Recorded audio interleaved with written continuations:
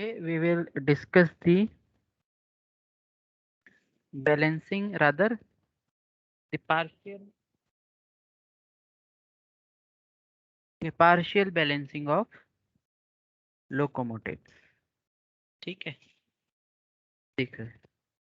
पहले तो हम देखते हैं कि ये जो लोकोमोटिव्स हैं ये है क्या। लोकोमोटिव्स देखो, these are generally used in, कहाँ हम यूज करते हैं आपने देखे होंगे जनरली, जो हमारे स्टीम इंजन्स होते हैं ट्रेन में, steam engine which are used, which were used, है ना, इन दी ट्रेन। ओके, तो वो जो ट्रेन के इंजन होते थे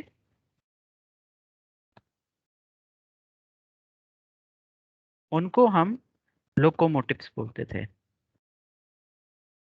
ना, उनको हम लोकोमोटिव्स बोलते थे।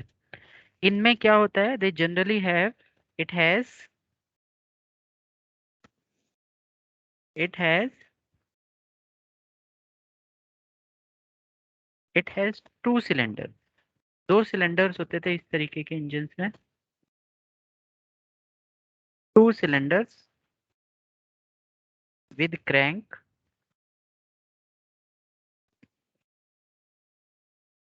Driving the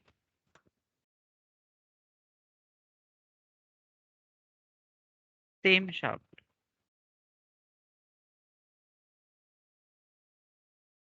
okay, two cylinders were used to drive the shaft and cranks, जो इंपॉर्टेंट पॉइंट आपने याद रखना है, and cranks has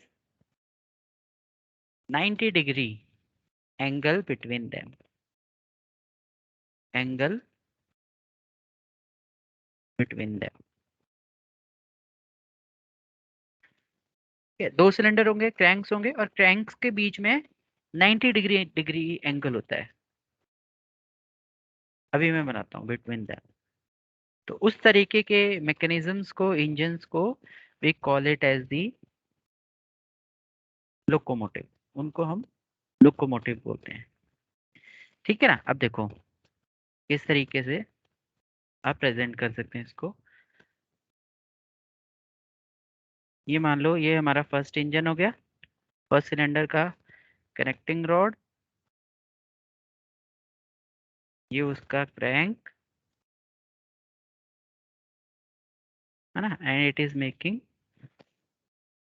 some theta angle, और यहाँ पे we have the piston arrangement, यहाँ पे एक पिस्टन अरेंजमेंट है, cylinder and piston arrangement. Okay, तो हमें पता है कि जो ये एंगल मैंने आपको बताई दिया, ये थीटा डिग्री है।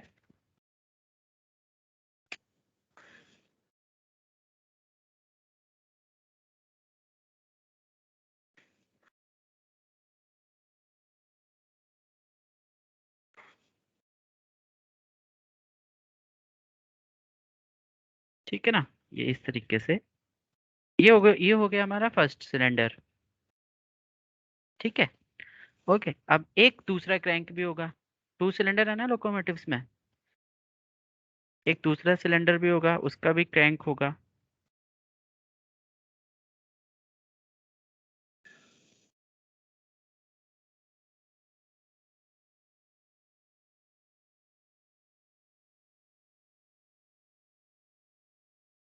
ये हो गया उसका पिस्टन, और ये मैंने ड्रॉ कर दिया कनेक्टिंग रॉड, ये हो गया कनेक्टिंग रॉड। ठीक है ना। तो ये तो हो गया एक सिलेंडर, और ये हो गया हमारा दूसरा सिलेंडर। ठीक है। ये इस तरीके से अरेंज है बच्चे कि इनका जो क्रैंक है, this is crank, this is crank, they are making 90 degree between them. तो अगर मैं ये वाला एंगल देखूं, तो this angle will be 90 plus theta, ये होगा 90 प्लस थीटा, अगर ये थीटा है तो। ठीक है ना। तो इस तरीके का अरेंजमेंट हमारे लोकोमोटिव्स इंजन में हम मेंटेन करके रखते हैं। ओके, पहली चीज तो ये।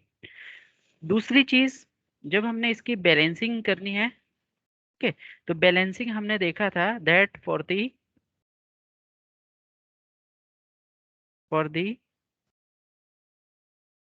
स्लाइडर क्रैंक मैकेनिज्म, इस तरीके के मैकेनिज्म में जो प्राइमरी बैलेंसिंग था, जो प्राइमरी अनबैलेंस्ड फोर्स था, that was much greater than the secondary unbalanced force, and by balancing the primary unbalanced force, we get the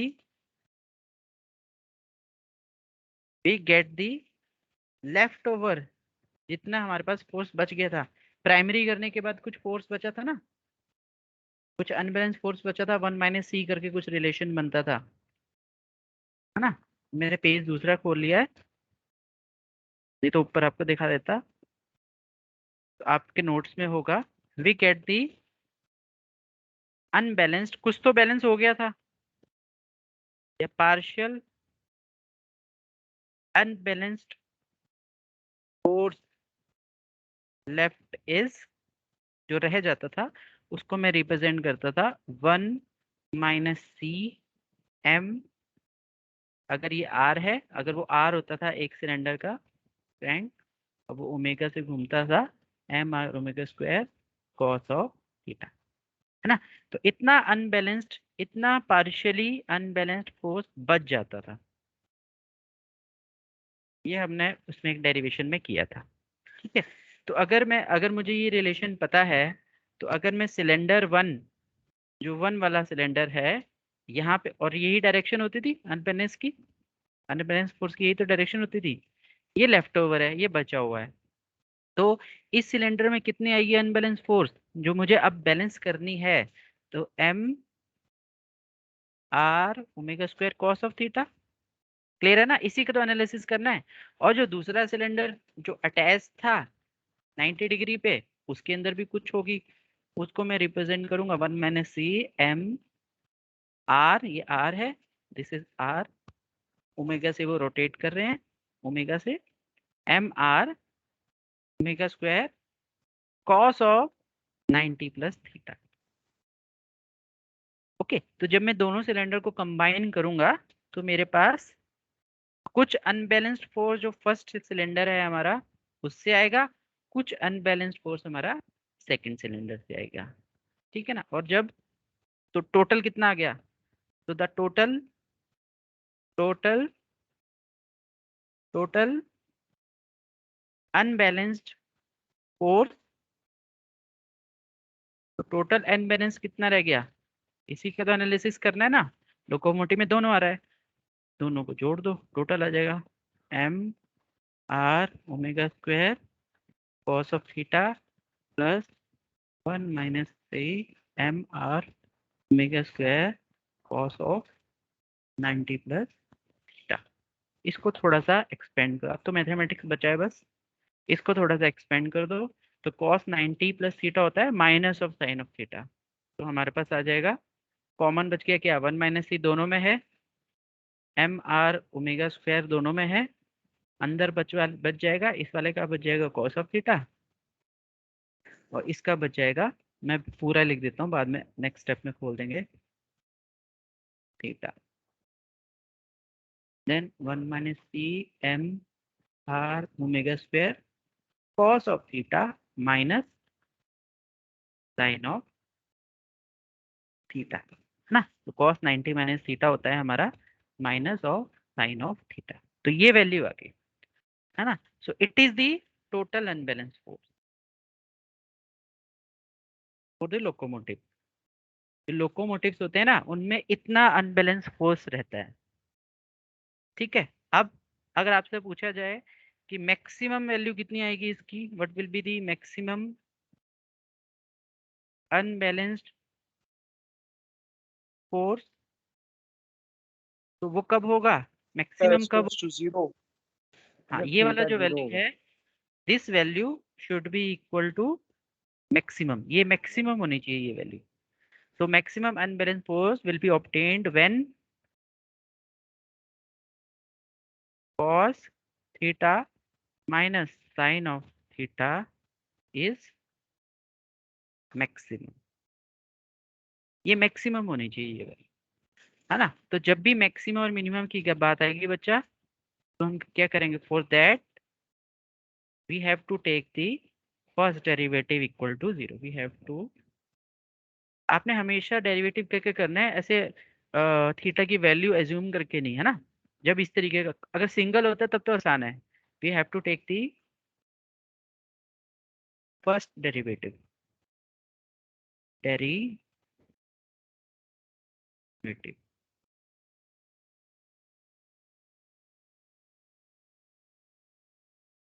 to zero equate करना है. तो फर्स्ट डेरिवेटिव आगे क्या, D by D theta, D by D theta, इसका आ जाएगा cos of theta minus sine of theta.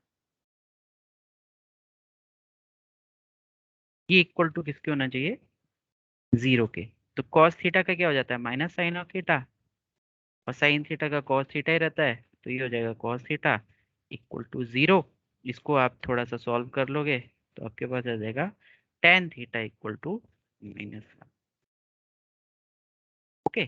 तो जब टेन थीटा की वैल्यू -1 होगी, that will give us the maximum unbalanced force in a locomotive, और वो होती है at the value of 135 degree and 315 degree. 180 add कर दो ना, रिपीट करेगा अपने आप को. 135 डिग्री पे और 315 डिग्री पे थीटा, और हम we can say that unbalanced unbalanced force will be maximum. आपसे सीधा सीधा पूछ लेगा, लोकोमोटिव है भाई, उसमें बताइए किस एंगल पे मैक्सिमम होगा, तो ऑप्शंस में ये सब दिए होंगे. डेरिवेशन टाइप आ गया है क्या होता है, तो वो पूरा आप फ्रॉम द टॉप डेफिनेशन से लोकोमोटिव क्या होते हैं, कैसे काम करते हैं, and then explain to it. Value पूछ ले अगर आपसे, तो दी वैल्यू ऑफ, वैल्यू भी पूछ सकता है, value of maximum unbalanced force. अगर आपसे ये पूछा जाए, पुट थीटा इक्वल टू 135 इन, जो हमारी पहली इक्वेशन, यहाँ तक इक्वेशन बना था ना ऊपर तक, यहाँ तक, इसको मैं ए दे देता हूँ, दिस इज बी. तो put the value of theta in A. One से पहले एक बार 135 ये पुट करके देखते हैं, तो ये आ जाएगा 1 minus C M R omega square cos of 135 minus sine of 135. Okay. तो इसको सॉल्व कर लो, एम आर ओमेगा स्क्वायर, इसको आप सॉल्व करोगे हमारे पास माइनस ऑफ √2 आएगा. It will be minus of √2 1 minus M R omega square. और सिमिलरली दूसरे के लिए, तो put theta equal to 315 degree in A में मैं पुट करूंगा तो आएगा 1 minus C M R omega square cos of 315. Very important, ये ना डायरेक्ट रिलेशन पूछते हैं बच्चे, तो याद करोगे ना तो भूल जाओगे, तो आप बस स्टेप्स देखो किस किस कैसे कैसे वो हो रहा है. 315 डिग्री, ठीक है, इसको आप सॉल्व कर लोगे तो प्लस में आ जाएगा 1 minus C M R omega square. So maximum value is of unbalanced force for locomotives is,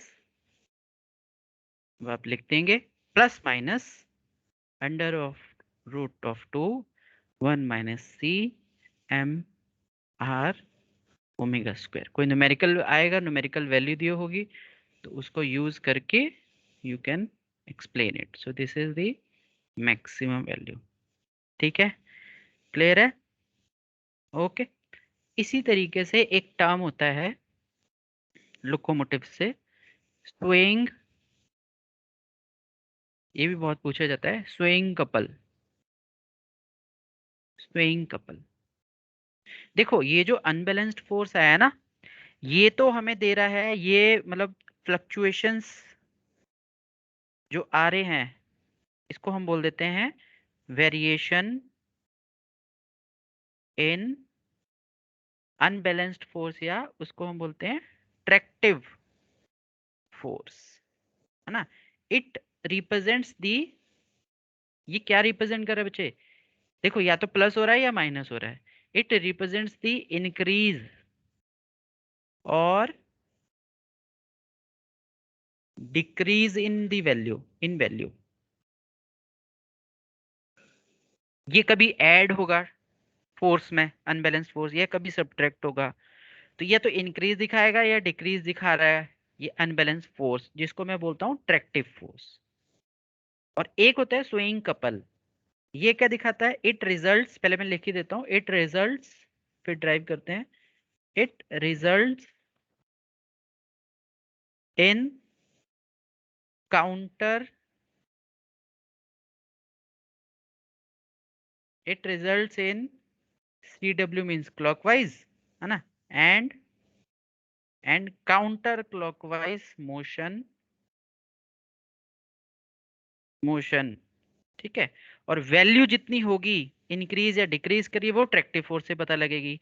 जो एंगल में चेंज होगा, कभी वो काउंटर क्लॉकवाइज होगा, कभी वो क्लॉकवाइज होगा, वो हमें स्विंग कपल से पता लगेगा। मतलब क्या है कि जैसे ये था ना हमारा सिस्टम, ओके, जो मोशन प्रोवाइड कर रहा है आगे जाके, तो ये कभी इस डायरेक्शन में जाएगा, कभी इस डायरेक्शन में जाएगा, तो ये झूलता रहेगा। एक मिनट रुको, मैं वेबकैम ऑन कर रहा हूँ। कैमरा कहाँ है? यस।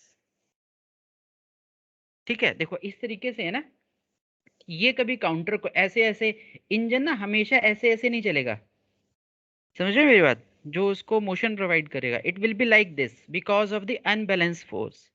अनबैलेंस फोर्स की वजह से, अगर मैं आप टॉप से देखोगे तो इस तरीके से, इस तरीके से मोशन होता है। आप कभी देखना रन होते हुए, इस तरीके से मोशन करेगा।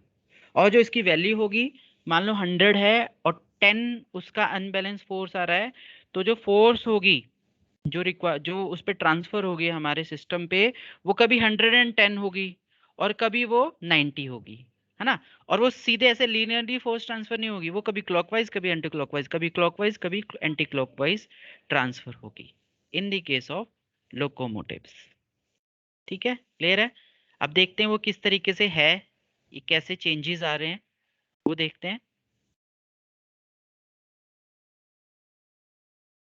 ठीक है, तो कपल देखो, फिर से मैं डायग्राम बना देता हूँ।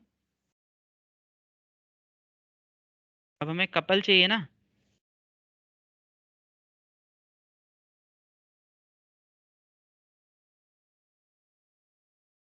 ये हो गया पिस्टन, दिस इज क्रैंक,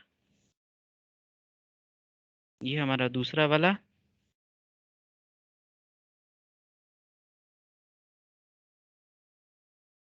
हम्म।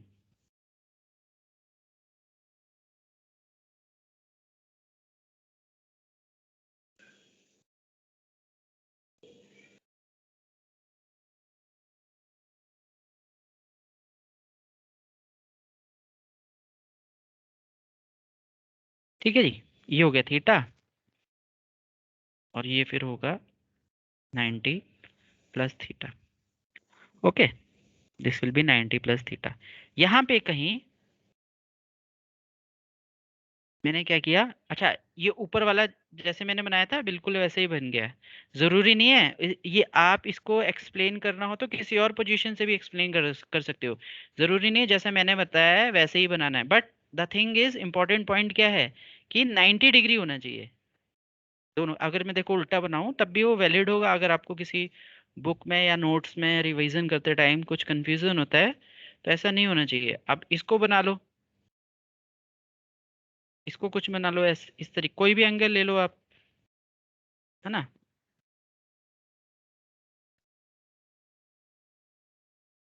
ये ऐसे बना दिए मैंने, ठीक है ना। तो ये कोई जरूरी नहीं है कि डायग्राम ऐसे ही बनना, डायग्राम आप जो मर्जी बना दो, बट आपका एनालिसिस उस हिसाब से फिर सही होना चाहिए। ये हो गया थीटा, इसको मैंने 90 माइनस थीटा, ओ 90 प्लस थीटा मान लिया। ये हो गया हमारा क्रैंक पिस्टन। ओके। तो अनबैलेंस फोर्स, अब देखो एनालाइज करते हैं स्विंग कपल को। अनबैलेंस फोर्स, इस पे कुछ अनबैलेंस फोर्स आएगा, इसकी वैल्यू थी 1 - CM R ओमेगा स्क्वायर, इसकी वैल्यू क्या हो जाएगी अब 90 प्लस थीटा, ठीक है ना।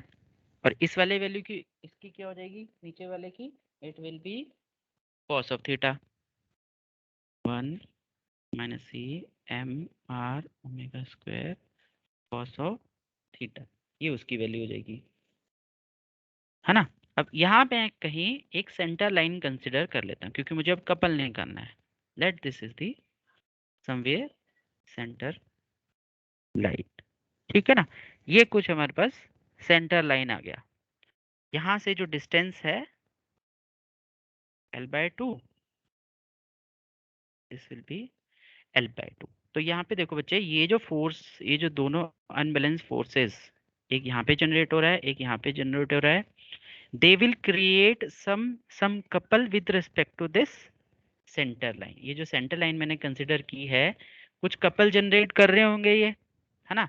तो अगर मैं थोड़ा सा एक्सप्लेन करूं, थोड़ा सा आप इसको देखें, तो यहाँ पे विद रिस्पेक्ट टू दिस, तो ये कुछ इस तरीके से कपल जनरेट कर रहा होगा, और ये वाला कुछ इस तरीके से कपल जनरेट कर रहा होगा। यस और नो, ठीक है ना। कुछ इस तरीके से होगा ना, साइन का चेंज हो सकता है ना। ठीक है। तो एंटी क्लॉकवाइज आपको फिर एक नोटेशन लेना पड़ेगा कि भाई जो एंटी क्लॉकवाइज है, जो काउंटर क्लॉकवाइज है, उसको मैं पॉजिटिव मान रहा हूँ, और जो क्लॉकवाइज है उसको मैं नेगेटिव मान रहा हूँ। तो कपल की अगर आप वैल्यू निकालें, तो यहाँ पे क्या आ जाएगी कपल की वैल्यू, बताओ मेरे को। फर्स्ट वाला, ये है फर्स्ट वाला, दिस इज द सेकेंड। तो फर्स्ट वाले में जो कपल आएगा, सिंपली क्या होता है, force 1 - CM R omega square force है, और cos 90 plus theta into L/2। और ये हो गया हमारा काउंटर क्लॉकवाइज, डायरेक्शन होगी उसकी काउंटर क्लॉकवाइज। और जो दूसरा वाला होगा, इस फोर्स के कारण जो कपल प्रोड्यूस हो रहा है, वो होगा हमारा 1 - CM R omega square cos of 90 ऊपर आ गया है, तो कॉस ऑफ थीटा, है ना, into L/2, and this will be clockwise in direction, ठीक है ना। ये आएगा हमारा क्लॉकवाइज इन डायरेक्शन। तो इसके लिए मुझे यहाँ पे नेगेटिव साइन यूज करना पड़ेगा। क्लियर, ठीक है ना। कपल निकाल लेंगे हम, तो स्वेइंग कपल, बस अब इन दोनों को, जैसे हमने टोटल अनबैलेंस फोर्स निकाला, उसी तरीके से हमारा स्वेइंग का क्या बोलते हैं कपल भी आ जाएगा। उस तरीके से we can find out the swaying couple, ठीक है ना। आप उसको कर सकते हैं। क्लियर है। अब जरूरी देखो, जरूरी नहीं मैंने सर नेगेटिव लिया, आप इसको पॉजिटिव भी ले सकते। हाँ बच्चे बताओ। सर ये L/2 हमारा परपेंडिकुलर डिस्टेंस है सर ये। हाँ ये डिस्टेंस है, ये एक्सिस, इसके अबाउट में ना, सारे एंगल्स इसके अबाउट में मैंने मेजर किए ना, ये यस वाला, यस। यहाँ से यहाँ तक का डिस्टेंस, ओके सर। ठीक है। अब जरूरी नहीं है, मतलब ये मैंने ले लिया ना, ये पॉजिटिव, मैं अब इसको नेगेटिव ले लेता हूँ, मान लो, कोई फर्क नहीं हो उससे, कोई वो नहीं है। तो एक आपको नोटेशन चूज करके रखना पड़ेगा। तो काउंटर क्लॉकवाइज को आप नेगेटिव ले लो चाहे, और इसको आप पॉजिटिव ले लो, तो यहाँ पे नेगेटिव साइन आ जाएगा, और यहाँ पे पॉजिटिव साइन आ जाएगा, वो आपको देखना पड़ेगा, ठीक है ना। तो अगर मैं स्विंग कपल निकालूं इस डायरेक्शन के लिए, जो मैंने ये मॉडिफाइड कर दिया डायरेक्शन, इसी के लिए निकाल लेते हैं, तो क्या आ जाएगा 1 - CM R omega square cos of theta L/2, ठीक है। तो नेगेटिव के साथ बड़ा ब्रैकेट बना देते हैं, कंफ्यूजन ना हो, MR ओमेगा स्क्वायर कॉस, ये जो 90 माइनस ये है, ओ इसको मैं अब यहाँ पे लिख देता हूँ साइन ऑफ थीटा माइनस वाला, है ना। तो ये आ गया minus of sine of theta into L by 2। ठीक है, इसको सॉल्व कर लो आप। ये बड़ा ब्रैकेट बना देते हैं, इसको आप सॉल्व कर लो। ये नेगेटिव है, नेगेटिव यहाँ पे है तो वो पॉजिटिव हो जाएगा। पॉजिटिव हो गया तो 1 - c m r omega square L by 2, ये कॉमन है, यहाँ से बच जाएगा कॉस ऑफ थीटा, और यहाँ से प्लस होके अब आ जाएगा हमारे पास साइन ऑफ थीटा। यहाँ से आ गया sine of theta. So this is the value of the swaying couple, swaying swaying couple. ठीक है ना। अब वही फिर से वही एक्सरसाइज, मैक्सिमम वैल्यू क्या होगी इसकी, maximum value of it will be when this cos of theta plus sign of theta, है ना। यही है ना अब हमारे पास इज मैक्सिमम। जब ये मैक्सिमम होगा तो कपल की वैल्यू भी मैक्सिमम हो जाएगी। तो वो करने के लिए क्या करना है, डेरिवेटिव, टेक द डेरिवेटिव तो sir, cos of theta plus sign of theta तो सर, इक्वल टू, हाँ बच्चे बोल रहे हो कुछ। Yes sir. सर जब हम वो अपोजिट डायरेक्शन लेंगे, जैसे अभी आपने साइन लिए, ये हम्म। पहले अगर हम उसको नेगेटिव माने उसको पॉजिटिव माने, तो सर हमारा नेगेटिव का एक वो आ रहा है, नेगेटिव हाँ साइन आ ये, रहा है स्प्रिंग हाँ कपल हाँ में। बिल्कुल, अभी तुम देखो यहाँ पे नेगेटिव आ जाएगा ना, एक साइन यहाँ पे आ जाएगा, यस सर, यस। यही आएगा ना। ठीक है, अभी तुम उसको लेके चलो कि वो है, ठीक है। मेरे नोट्स में नहीं है, आपने उल्टा लिया है तो आपके में आ रहा है। अभी देखो आगे, है ना। अभी देखना, सर कॉस थीटा ओके। को करो आप, डेरिवेटिव करो कॉस थीटा को, तो माइनस साइन ऑफ थीटा, इसको करो तो ये positive cos of theta equal to 0। तो ये वैल्यू अब अगर आप सॉल्व करोगे तो ये मेरे पास आ जाएगा टेन ऑफ थीटा, है ना, टेन ऑफ थीटा। ओके, और इसकी वैल्यू 1, 1 बच गया। तो 1 कब होगा टेन ऑफ थीटा, जैसे -1 पे था ना, 135 था, 1 कब होता है, 1 तो हमें याद है। सर 45। हाँ 45 पे, और इसमें 180 और ऐड कर दो दूसरे के लिए, 180, 180 जहाँ पे दोबारा जब 180 आपका रोटेट होगा तब टेन थीटा तब भी 1 होगा। तो दो वैल्यू आ गई, 45 और 245। तो वैल्यू जब आप निकालोगे, वैल्यू जब निकालोगे आप कपल की, इसको आप किस में पुट करेंगे, बी में।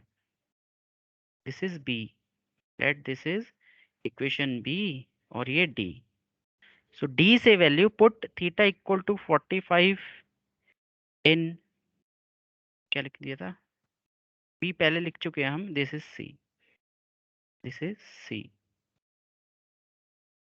इन सी, सी के अंदर पुट करो, और एक थीटा की वैल्यू 2,225 इन 225 सी में पुट करो।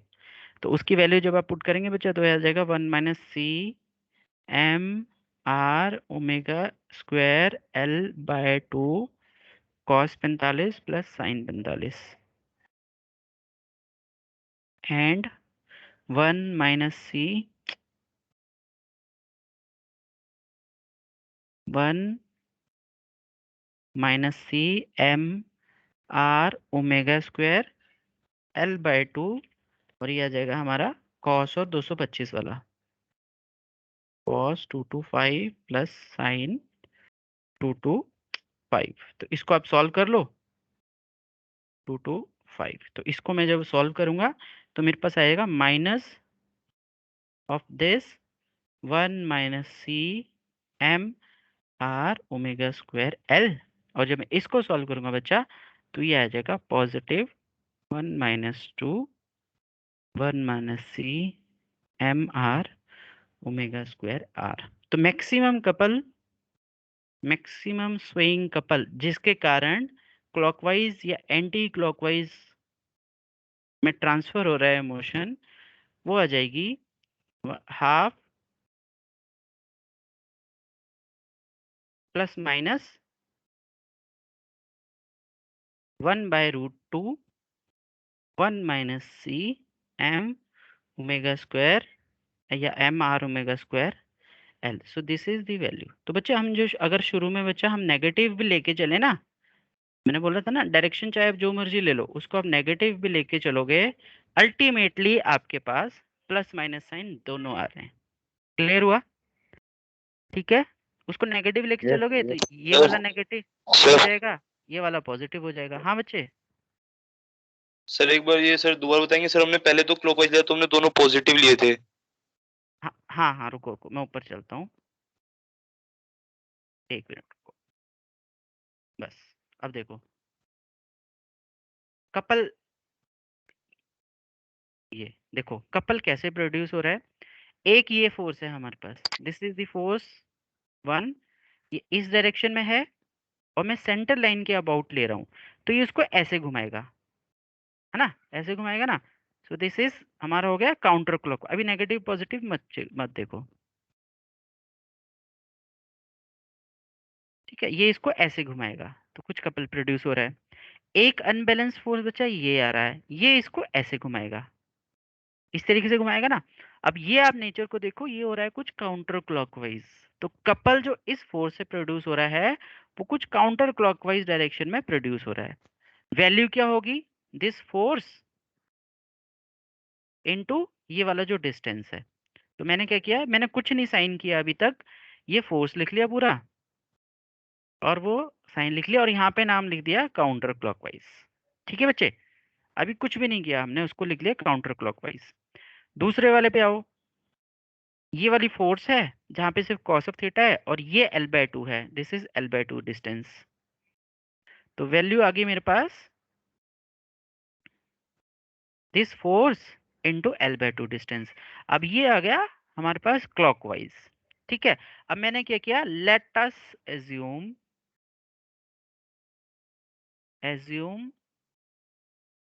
दैट कि जो जो क्लॉकवाइज कपल प्रोड्यूस हो रहा है is positive, and the couple which is in counter clockwise direction is negative.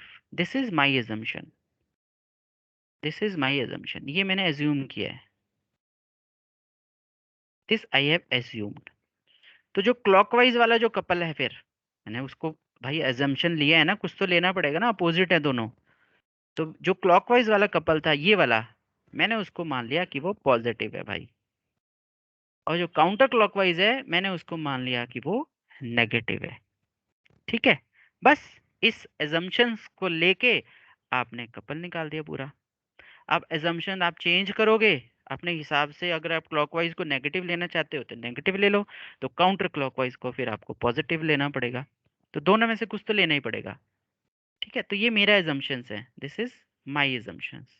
मैं यहाँ पे भी लिख देता हूँ, 1 से जो बना था ये हो गया था नेगेटिव, और इससे जो बन रहा था इसको मैं ले रहा था पॉजिटिव। क्लियर हुआ? ओके। यस सर, तो सर इसीलिए हमारा नेगेटिव साइन आ गया बीच में, हमने इनको ऐड नहीं करा। ये वाला नहीं नहीं, वो वाला ठीक है। आपने क्या किया ना, कपल निकाला, तो यहाँ पे मैं इक्वेशन लिख देता हूँ, नेगेटिव साइन इसलिए आ गया, ये आ गया 1, दिस इज 2, तो टोटल क्या होगा, 1 + 2, है ना, 1 + 2 होगा ना टोटल। बट मैंने देखा भाई कि कुछ इसमें वो हो रहा है, क्या बोलते हैं, नेगेटिव पॉजिटिव का चक्कर, ओ एक नेगेटिव है तो एक पॉजिटिव है, तब आपको नेगेटिव लेना पड़ेगा।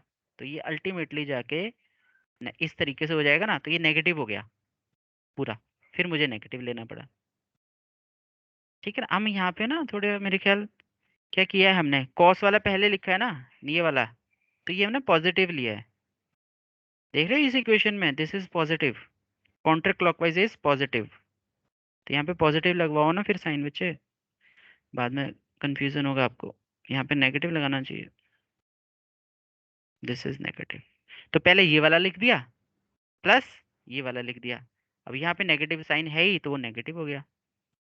ठीक है ना, फिर इसको सॉल्व कर दो। Okay sir. हाँ, अब इसको उल्टा ले सकते तो उल्टा ले लो, कोई दिक्कत ही नहीं है, आंसर तो यही आएगा ना, मैक्सिमम कपल तो यही निकलेगा ना, क्योंकि नेगेटिव पॉजिटिव दोनों है। सो this is the maximum swing couple. Clear है? फाइन। Yes sir. ठीक है जी। फिर एक तीसरा और लास्ट टर्म आता है हमारा, ये मैं डिस्कस कर चुका हूँ फर्स्ट क्लास में, हैमर प्लो। ये भी इसी से रिलेटेड है, इंपॉर्टेंट है। Hammer blow, so hammer blow is the it is the it is the maximum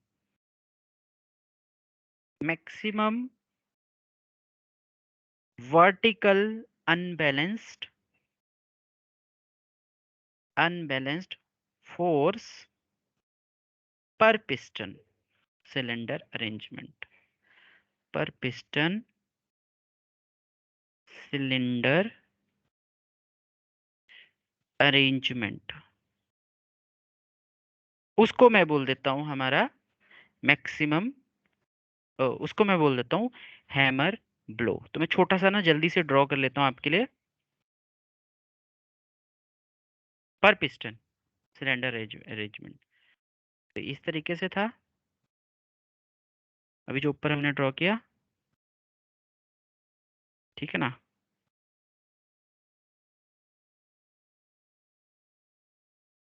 इस तरीके से था, लेट दिस इज थीटा, ठीक है।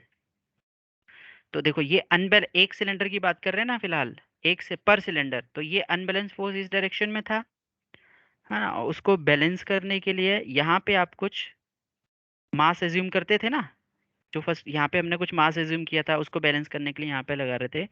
तो अनबैलेंस फोर्स, उसको बैलेंस करने के लिए यहाँ पे जब हमने काउंटर लगाया M omega square R, counter लगाने के लिए, और पार्शियल बैलेंस कर रहे थे तो एक सी और आ रहा था कंपोनेंट। तो इसके दो कंपोनेंट बनेंगे ना, एक इस डायरेक्शन में बनेगा, एक इस डायरेक्शन में बनेगा। ये वाला जो होगा C M R omega square cos of theta, वो तो इसको बैलेंस करता था, ये इसको बैलेंस कर देगा, ये वाला। और ये वाला जो रह जाता था वर्टिकल वाला, ये रह जाता था ना, ये थोड़ी होता था बैलेंस, तभी तो पार्शियल बोलते थे। तो C M R omega square sine of theta. तो ये जो लेफ्ट ओवर कंपोनेंट रह गया था वर्टिकल वाला, इसकी maximum value, it's maximum value is called as hammer blow, उसको हम बोलते थे हैमर ब्लो। तो कितनी होगी मैक्सिमम वैल्यू इसकी, ये तो इसमें कुछ में कुछ नहीं लगाना। Maximum value, it's maximum value will be कितनी होगी, 90। ये हाँ C M R omega square हाँ, तो मैक्सिमम 90 वैल्यू हो जाएगी डिग्री। बच्चा सी, हाँ 90 डिग्री पे M omega square. So this is the value of the hammer blow इस सिलेंडर के लिए। इसी तरीके दूसरा होगा, उसकी भी आप निकालो, तो उसमें सिंपली यहाँ पे 90 प्लस थीटा ही आना है ना, तो माइनस हो जाएगा, माइनस प्लस होता रहेगा, है ना। तो मैक्सिमम वैल्यू कहाँ अचीव हो रही है आपको इसकी, 90 डिग्री पे, 180 और ऐड कर दो, एक होगी 270 डिग्री पे। Okay, so these are the angles at which we get the maximum value of hammer blow, hammer blow। अब थोड़ा सा देखो बच्चा, ये वर्टिकल कंपोनेंट है ना, this is the vertical component ना, है ना। तो जब बच्चा ये नीचे की डायरेक्शन में लग रहा होगा, देखो दो ही रीजन है ना, या तो नीचे लग रहा होगा या ऊपर लग रहा होगा, नेगेटिव आएगा या पॉजिटिव आएगा, है ना। तो जब देखो ये नीचे की डायरेक्शन में लग रहा होगा, ट्रेन है, ये ट्रैक है, तो जब नीचे की डायरेक्शन में लग रहा होगा ना ये, है ना, तो ये क्या करता है, हैमर, मतलब जब ट्रेन ट्रैक पे चलेगा ना, तो उस पे आप देखिए कुछ हैमर की आवाज, कुछ हैमरिंग की आवाज आएगी, जब वो नीचे लग रहा होगा, है ना, तो टक टक टक आपको आवाज सुनाई देगी, हैमर ब्लो की तरह। और जब वो ऊपर चल रहा होगा ना बच्चा, ये डेंजरस है, ये क्या करेगा, it will try to lift the wheels, जो व्हील्स है ना उसको लिफ्ट करने की कोशिश करेगा ये, है ना, उसको लिफ्ट करने की कोशिश करेगा। तो balancing of locomotive is not that much simple, आपको वो सारी चीजें मास उस हिसाब से लेना है, किस रेडियस पे लगाना है, कितने पे उसको घुमाना है, कि वो लिफ्ट, फोर्स तो लगेगा ही ना, कि इतना ना लग पाए कि वो व्हील्स लिफ्ट करने शुरू कर जाए, है ना, क्लियर ना। तो ये भी आपको डिजाइनिंग में ये सारी चीजें ध्यान रखनी पड़ती हैं। So this is the value of the hammer blow, these are the angles where we get the maximum value of the hammer blow, ठीक है। तो आज इतना ही रखते हैं। कोई डाउट है तो बच्चा प्लीज आस्क।